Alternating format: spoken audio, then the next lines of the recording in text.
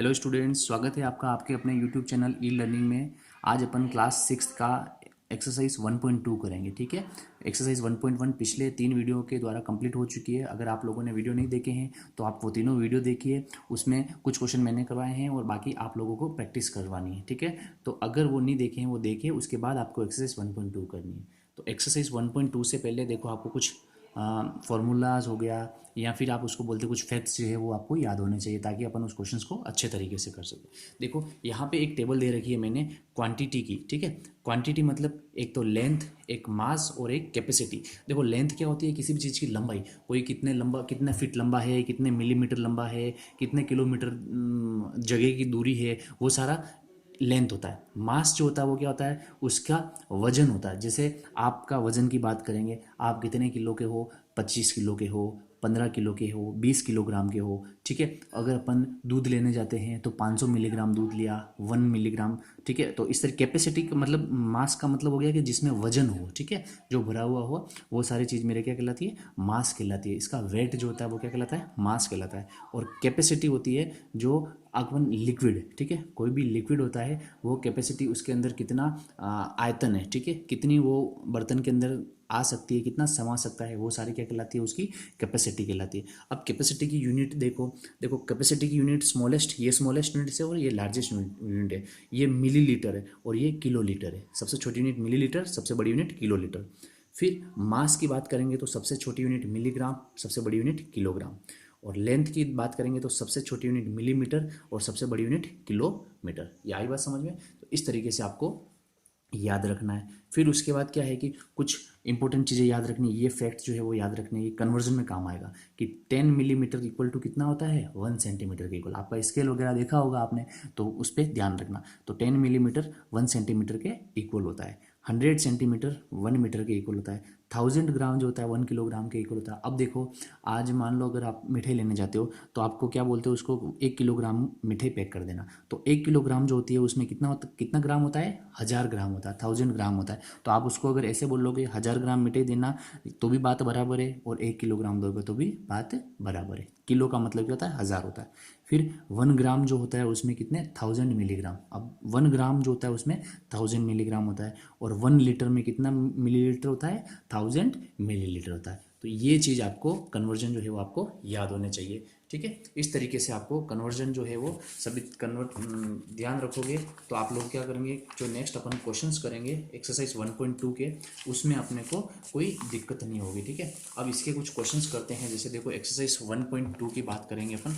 Exercise 1.2 में question number आप इसका ले लीजिए, क्वेश्चन नंबर ले लीजिए आपका फोर्थ वाला, क्वेश्चन नंबर फोर्थ। देखिए, the sum of two number is this, if one of two number is this, find the other number. मतलब आपके पास दो नंबर है, कितने नंबर है, दो नंबर है। उन दो नंबर का जो सम है वो टोटल जो है वो इतना दे रखा है, तो और उसमें से एक नंबर इतना है, तो दूसरा क्या होगा। तो देखो इन क्वेश्चन को, इस टाइप के क्वेश्चन को कैसे करते हैं।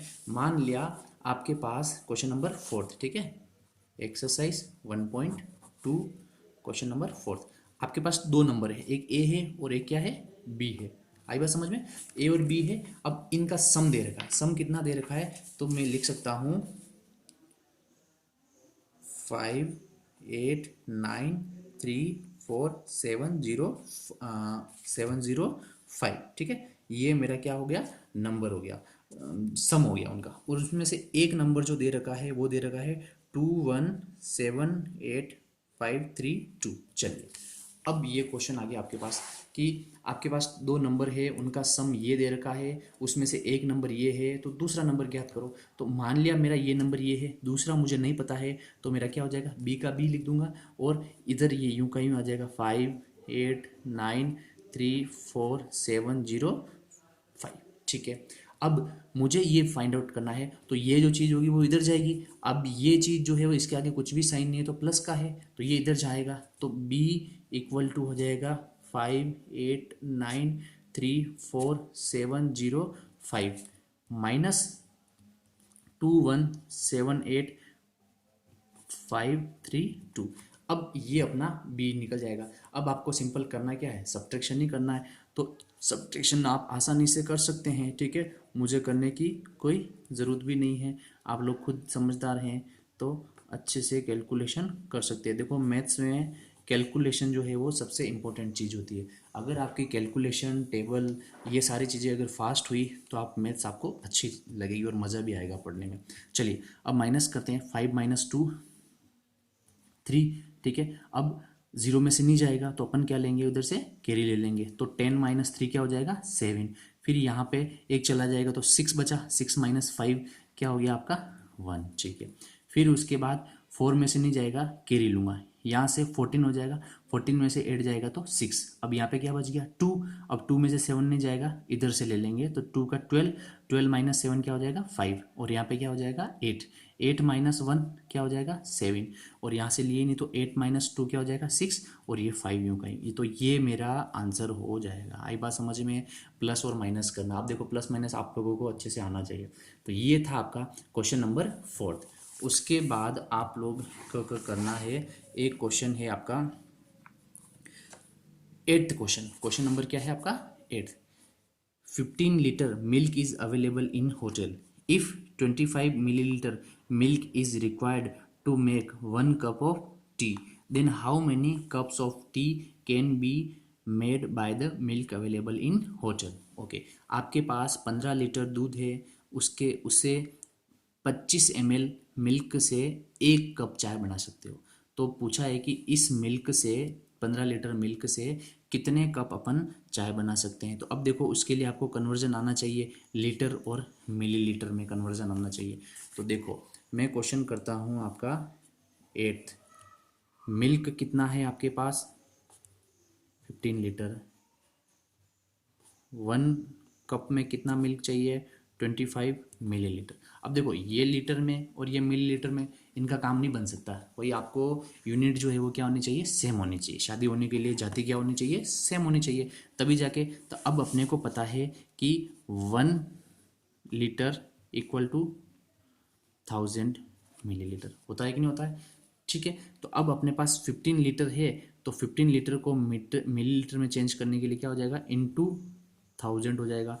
तो मेरा 15,000 मिलीलीटर मिल्क आ गया। बस अब ये मेरे पास इतना मिल्क है मिलीलीटर में, और 1 कप में इतने। तो अपन लिख सकते हैं कि 1 कप के लिए कितना चाहिए, या फिर अपन ऐसा लिख सकते हैं क्योंकि अपने पास ये है, तो 25 मिलीलीटर में कितने कप चाय बनते हैं, 1 कप बनते हैं, ठीक है। तो 1 मिलीलीटर में कितना बनेगा 1/25, और अपने पास है 15,000 मिलीलीटर, तो इसमें कितना बनेगा 1/25 इंटू 15,000। बस इससे अब अपने पास ये चीज़ आ गई, ठीक है। अब इसको सिंप्लीफाई कर लो, 25 से काट दो, कितनी बार 6 टाइम, और तो आपको 15 लीटर मिल्क से 600 कप जो है वो क्या बन जाएंगे, चाय के बन जाएंगे। आई बात समझ में। तो ये इस तरीके से आपको ये क्वेश्चन करने हैं इसके।